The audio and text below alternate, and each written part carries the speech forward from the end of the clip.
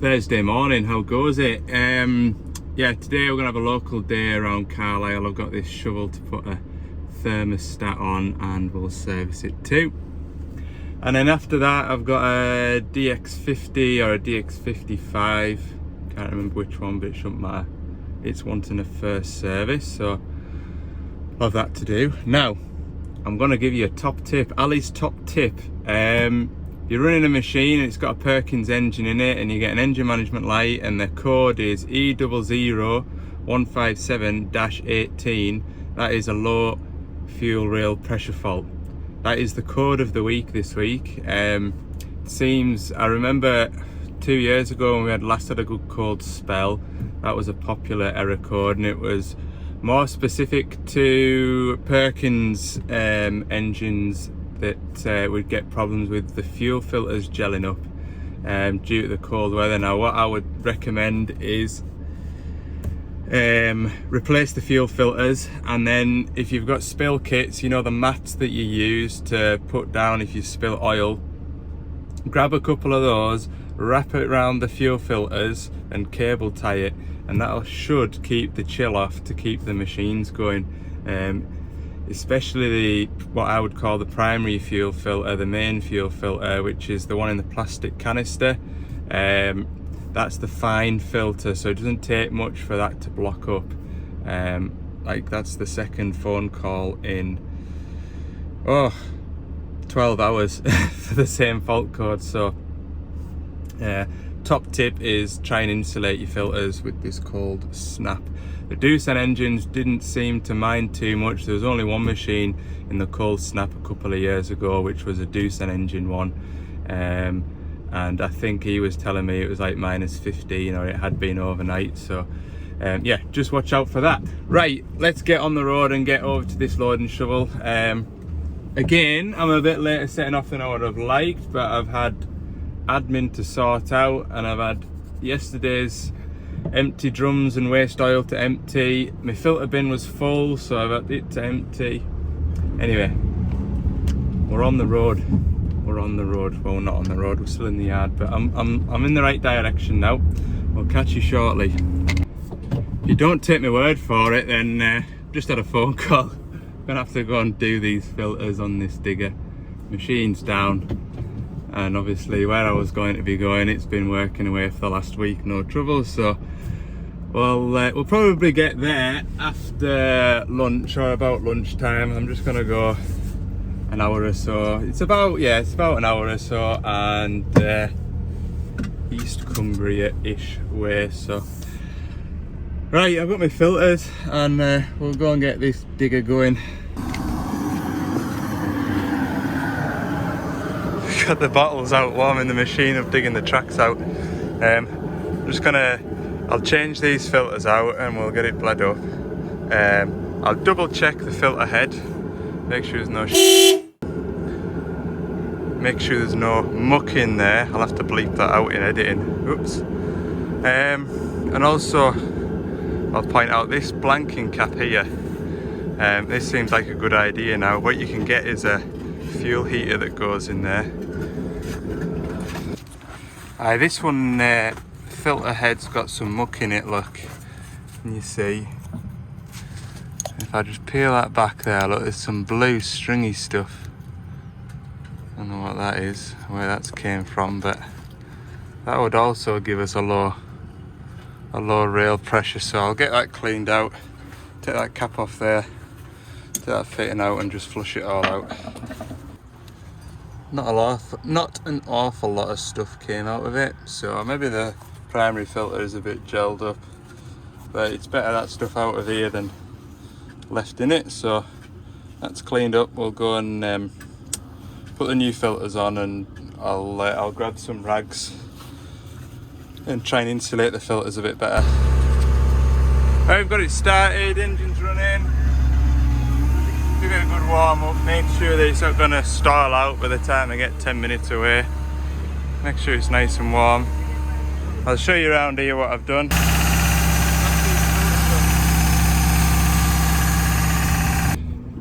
There we go. That customer's going to grab a set of fuel filters and keep them on his shelf for for future. Right, back up to Carlisle Way and we'll go and have a look at this 420. Alright. Right, 420-3 this isn't.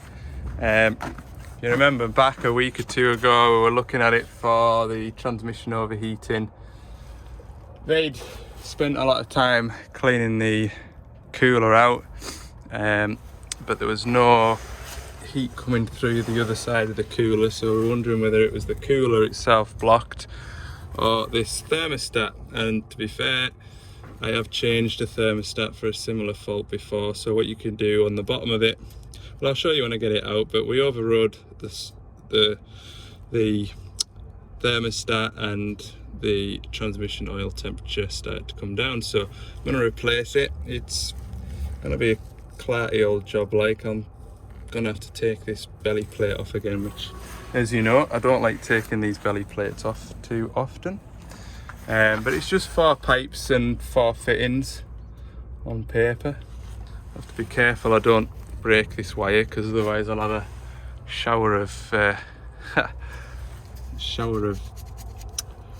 fire extinguisher. So yeah, we'll get this done, and then when I've finished, it's going to get an engine service. So depending on how much, I'm sure I've done this before, a thermostat, and I don't think I lost too much transmission oil. Depending on how much transmission oil I lose, it'll depend on whether I go ahead and just do the transmission service as well, although it's not due. But yeah, 500-hour service once I've finished. It's in a nice sunny yard, so it's, you know, not freezing. I mean, it's cold enough. You won't want it any colder. I got my old unit off, and it's absolutely manky. I haven't lost that much oil.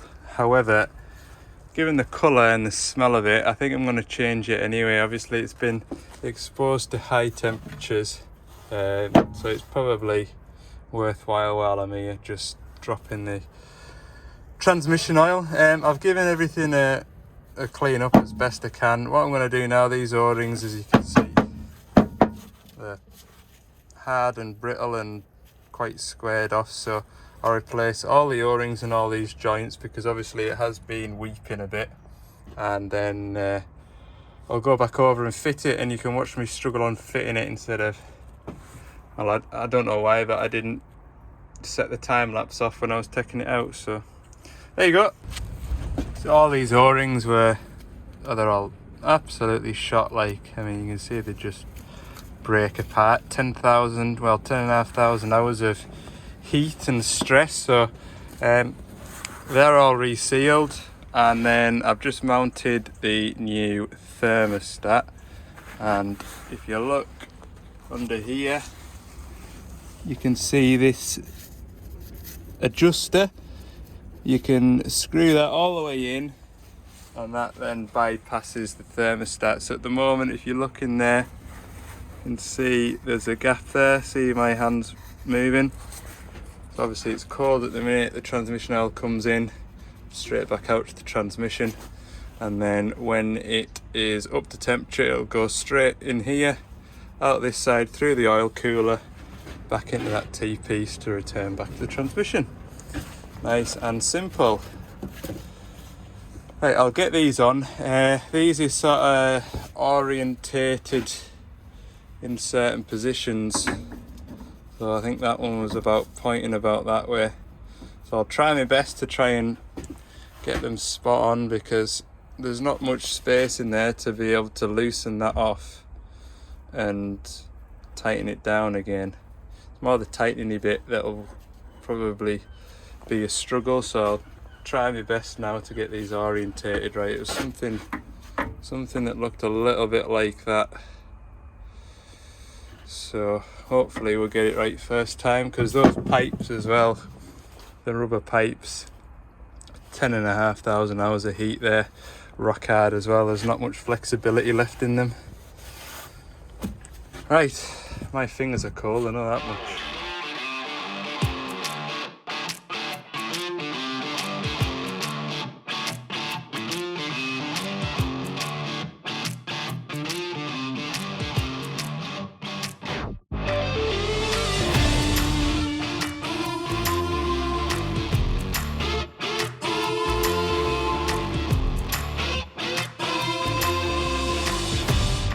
Right, there we go. Nice and clean in there now too. Right, what am I gonna do? I'm gonna drain out this engine oil, spin half a dozen filters, and then I am gonna do this transmission oil. Like, what other colour is it in here? It's quite dark brown, I think. See, look at that gauge there. Yeah. I will have that dropped out. Better do the job properly. Don't really want to, but such is life, isn't it? Nobody's going to do it for you. Right, get some drums. Get some drums.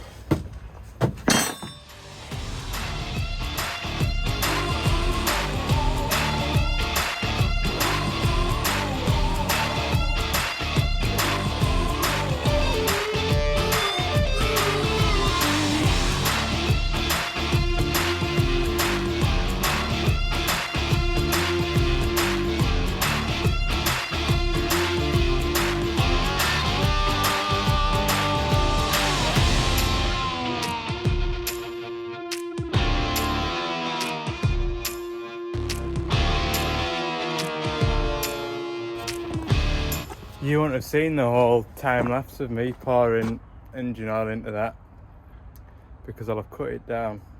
Because even on a time lapse, I bet that's easily 30 seconds worth of me sat there pouring it at snail's pace. Next time I've got a shovel to service and it's below freezing, I'm gonna get here, put all my engine oils in here in the drums, and then go and sit in the van for 10 minutes. Let everything warm through. Feels like it's taken us best part of 15-20 minutes to pour that 20 litres in. And I've got another one and a little bit to do yet. And then I've still got 20 odd litres to put in the transmission.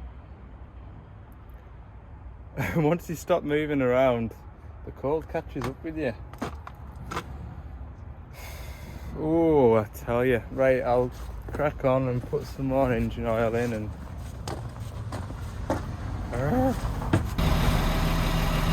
"4:30, it's running. Got it going. Just had a walk around, checking everything out. We're all good. I've changed the transmission filters, drive shafts, pilot filter, all done. I'm just checking and topping up the transmission oil now. The slow filler. See? Slow. But we're nearly there now. Nearly. So once I get it sort of sat stable and it stays on the glass,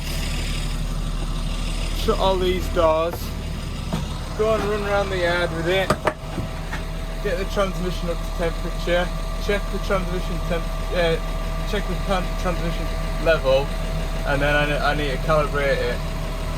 But there's no leaks in the system yet, but that oil is thick, like, so I can't imagine it will be.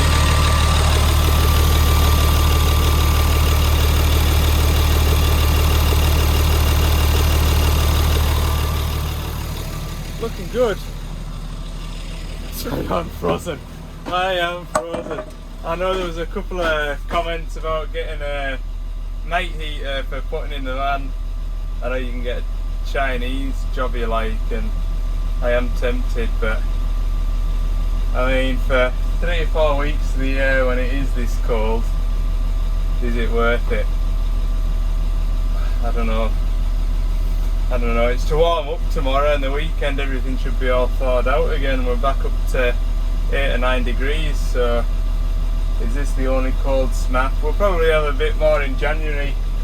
Always gets warm and wet around Christmas time. Woo. Right, I'll go see if it's taken that oil, and then if it has done, I'll shut all doors and take it for a run. Right, we've had a good workout. I've been shoving that ballast around a bit, just getting the temperature up. I'll see what we've got it up to anyway. There's certainly a bit of heat coming through this cab now, which is pleasant. Monitoring, transmission data, we're looking for about 70 degrees. Perfect, 72 degrees. Let's put the park brake on and get it into a, need to put it into a calibration jobby, vehicle configuration. So once we're in here, I can go down to AEB setting, hit go on that, AEB start, yes. Machine revs up and you can see it's calibrating all the clutches now with the new oil in. Happy days. Oh, I'm ready for something to eat. I did have a sandwich quickly, but I didn't want to spend too much time stopped because it's 10 to 5 now. Last couple of nights I've been 7 o'clock before I've got home. At least I haven't got a 2-hour drive home from here. It's only about 20 minutes. Oh, I am frozen. So it's just after 5 o'clock and I've finished that shovel. I'll do my paperwork and head home, and we'll see you in the morning. Morning all, it's Friday. I'm away up into the woods then to go and have a look at this 160 with an oil leak. This machine actually has an issue with the refueling pump controller as well, so I've grabbed one of them. I've got rid of all my waste oils from yesterday, and yeah, we're ready to go. Hopefully it'll be reasonably straightforward because, like I say, I've got a Christmas party to go to. Oh dear. So yeah, we'll head on up into the woods. It'll be about an hour and 20 minutes-ish, normally about that, to get to where I need to go. So hopefully there's no issues. A little bit warmer today, although it's still, well, it was still -4 when I got into the van, but it's only -1 now, whereas the last 4 or 5 mornings it's been still -5, -6 at this time of day. So everything's starting to thaw out. Well, no, it's not thawing out, but it's on the right track. I think by Sunday we're back into sort of 4 or 5 degree temperatures again, which is sort of more the usual for this time of year. Right, I'll sit there.